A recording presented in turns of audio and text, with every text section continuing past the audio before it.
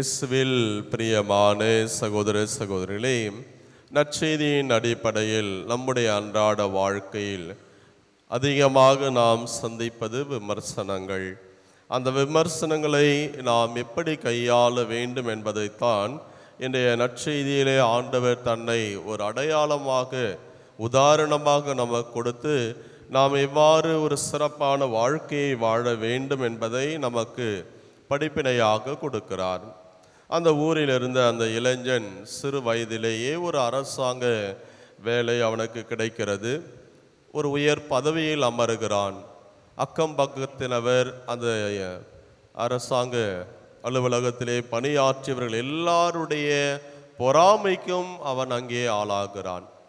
எப்பொழுது ஒருவர் உயர்கிறாரோ அவருடைய உயர்வு மற்றவருடைய வயிற்றில் புலி கரைக்கும் அல்லது வயிற்றெரிச்சலை கொடுக்கும். அந்த விதத்திலே பலவிதமான விமர்சனங்கள் அவனை குறித்து வந்தது. இது அவனுடைய உள்ளத்தை வேதனைக்கு உள்ளாக்கியது. எனவே அவன் சோர்ந்து போயிருந்த வேளையில் அந்த தன்னோடு பணியாற்றக்கூடிய மற்றொரு அந்த உயர் அதிகாரியை பார்த்து தன்னுடைய வேதனையை அவன் சொன்னான். இதுபோல பலவிதமான விமர்சனங்கள் எனக்கு வருகிறது என்று சொன்னபோது அந்த அதிகாரி அவனை தட்டி கொடுக்கிறார். கவலைப்படாது, உன்னை போல நானும் இதையெல்லாம் சந்தித்துத்தான் வந்தேன். ஒரு ஆலோசனை மட்டும் நான் கொடுக்கிறேன். உன்னை குறித்து வரக்கூடிய விமர்சனங்கள் அதிலே உண்மை இல்லை என்று சொன்னால் அதை கண்டுகொள்ளாதே. இரண்டாவது, உன்னை குறித்து வருகிற விமர்சனங்கள் அது நியாயமே இல்லை என்று சொன்னால் அதை பார்த்து சிரித்து விட்டு போ. ஒருவேளை உன்னை குறித்து வருகிற விமர்சனங்களில் உண்மையும் நியாயமும் இருக்கிறது என்று சொன்னால் அதை கூர்ந்து கவனி, அதை திரித்து கொள்ள முயற்சிடு, எல்லாம் சரியாகிவிடும் என்று அந்த உயர் அதிகாரி அந்த இளைஞருக்கு அறிவுரை சொன்னார். அதுவரை மனவேதனையோடு இருந்த அவன் அதை சீராய்வு செய்து தன்னுடைய விமர்சனங்களை மிக எளிதாக கையாண்டு கொண்டு சிறப்பான ஒரு வாழ்க்கையை அவன் வாழ ஆரம்பித்தான். ஆம், அன்புக்குரியவர்களே, இன்றைய நற்செய்தியிலே ஆண்டவர் இயேசு பேய்களின் தலைவனாக பெயல்செபூலை கொண்டே பேய் ஓட்டுகிறார் என்ற விமர்சனம் அங்கே வைக்கப்படுகிறது. இந்த நற்செய்தியினுடைய பின்னணி என்ன என்று சிந்திக்கிற பொழுது, பெலிஸ்திய நகரான எக்ரோன் என்ற இடத்திலே வழிபட்டு வந்த ஒரு தெய்வம்தான் பெயல்செபூல். எனவே அந்த பேய்களின் தலைவனாக பெயல்செபூலை கொண்டுதான் ஆண்டவர் இயேசு பேய் ஓட்டுகிறார் என்ற விமர்சனங்கள் அங்கே வைக்கப்பட்ட போது அதை குறித்து அவர் சஞ்சலப்படவில்லை. இந்த நிகழ்ச்சியிலே வந்த இளைஞனை போல வேதனைப்படவில்லை. மிக சாதுரியமாக அவர்களுக்கு தன்னுடைய எதிர்வினையை கொடுக்கிறார். எப்படி? தனக்கு எதிராக தானே பிளவுபடும் எந்த அரசும் பாழாய் போகும். எனவே பேய்களின் தலைவனாகிய பெயல்செபூலை கொண்டு நான் பேய் ஓட்டுகிறேன் என்றால் உங்களுடைய தலைவர்களோ அல்லது மற்றவர்களோ யாரை கொண்டு பேய் ஓட்டுகிறார்கள் என்கின்ற ஒரு கேள்வியை முன்வைத்து அந்த கூற்று தவறானது என்பதை அங்கே நிரூபிக்கிறார். இரண்டாவது, மற்றொரு உதாரணம்.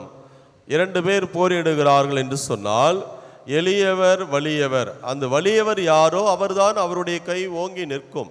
அந்த அடிப்படையில் இதோ நான் தூய ஆவியாரின் துணை கொண்டுதான் பேய்களை ஓட்டுகிறேன், எனவே நீங்கள் சொல்லுகிற அந்த பெயல்செபூலை விட நான் வலிமை மிக்கவனாக இருக்கிறேன், அதனால் தான் என்னால் தந்தையினுடைய வல்லமையால் விரட்ட முடிகிறது என்று சொல்லி இரண்டாவதாக அவர்களை மீண்டுமாக தன்னுடைய கூற்று தான் உண்மையானவர் நேர்மையானவர் என்பதை அங்கு மிக சாதுரியமாக அங்கே நிரூபிக்கிறார். எனவே அன்புக்குரிய சகோதர சகோதரர்களே, இன்றைக்கு பல நிலைகளில் நாம் அதிகமாக வேதனைப்படக்கூடிய செய்தி இந்த விமர்சனங்கள் தான். என்னை குறித்து இப்படிலாம் பேசுகிறாங்க, சுற்றி இருக்கிறவங்க அக்கம் பக்கத்தில், அது கூட யார்? நெருங்கி உண்டு உறவாடுகிறவர்கள்.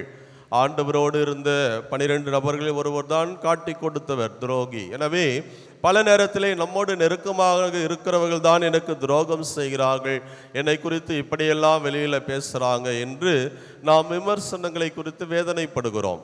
அன்பார்ந்த சகோதர சகோதரிகளே, விமர்சனங்கள் நம்முடைய வாழ்வில் வருகிற வரையத்தான் நாம் வளர்ந்து கொண்டிருக்கிறோம் என்பதை புரிந்து கொள்ள வேண்டும். இன்றைக்கு நாம் செய்ய வேண்டிய காரியம், இன்றைக்கு விமர்சனம் செய்பவர்களுடைய எண்ணிக்கை தேவைக்கு அதிகமாக இருக்கிறது. எனவே விமர்சனம் செய்பவர்களாக இல்லாமல் அவர்களை தட்டி கொடுப்பவர்களாக இருக்க வேண்டும் என்பதுதான் நம்மிடமிருந்து எதிர்பார்க்கிற ஒரு காரியமாகவும் இருக்கிறது.